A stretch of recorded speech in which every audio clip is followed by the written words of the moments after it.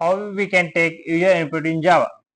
First point is scanner is a predefined class which is used to take user input in Java.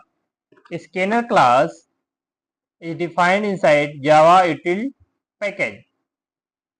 A scanner class consists of many functions to take user input which is given below, like nextInteger used to read integer value from the user, nextFloat used to read float value from the user, nextDouble used to read double value from the user, next used to read string value without space from the user, nextLine used to read string value from the user, nextByte used to read byte value from the user, nextSort used to read sort value from the user, nextLong used to read long value from the user.